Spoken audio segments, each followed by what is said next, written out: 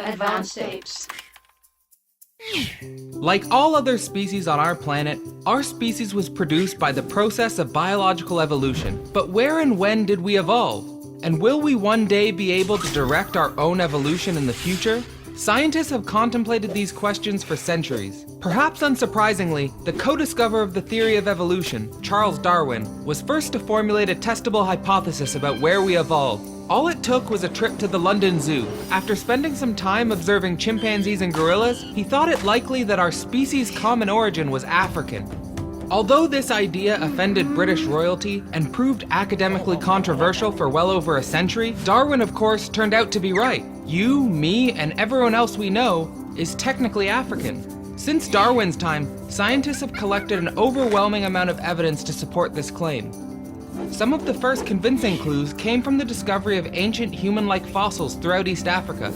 These fossils weren't quite African apes, and not quite what we would think of as modern human either. They were species with a mosaic of human and ape-like features. Who were they? Your great-great-great-great-great-grandparents. One of the most well-known of our ancestors is Australopithecus afarensis. We know so much about afarensis thanks to a well-preserved fossil of a partial skeleton named Lucy. They lived over 3 million years ago in what is today Ethiopia. And like all other hominids from this time period, their brain size was closer to that of modern-day chimpanzees than it is to humans. But interestingly, we know from Lucy's lower body that she was habitually bipedal, meaning she walked on 2 legs. This was an important find for scientists because it suggested that our ancestors started to walk upright before we started to evolve larger brain size. Of course, this was not a straightforward transition. Recent finds of Australopithecus sedeba date to about 2 million years old and reveal a species that was exceptionally well adapted to walking bipedally, but also exceptionally well adapted to climbing trees and perhaps sleeping in them. Such discoveries reveal that our mode of locomotion today evolved gradually over a period of millions of years. As for our big brains, current evidence suggests that we started to see an explosion with the emergence of our genus Homo 2 million years ago.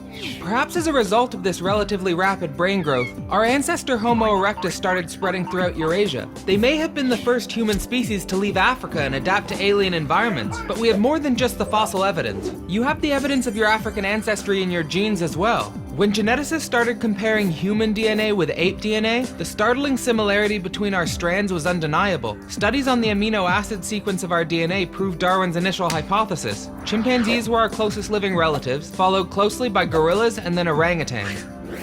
But when did we start to leave Africa? Today, humans are truly a global species, permanently inhabiting every continent on the planet. Here, the fossil and genetic evidence prove slightly contradictory.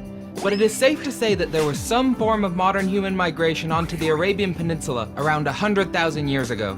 It is likely that these migrations from Africa were only of small bands of modern humans. We also know that the first modern humans out of Africa traveled down the shorelines of Asia and may have island hopped to Australia by 45,000 years ago. Throughout this emergence, we encountered, interbred with, and outcompeted several other human species in Eurasia, which only exist today as a small percentage of the total modern human genome. What is even more interesting is that our evolution hasn't stopped. In fact, over the past 10,000 years, humans have been changing in new ways due to the development of civilization. For most of our evolution, we were hunters and gatherers, but over the past 10,000 years, an increasing number of human groups domesticated animals and plants, then became sedentary, started building large-scale structures, and congregating in ever-denser urban centers.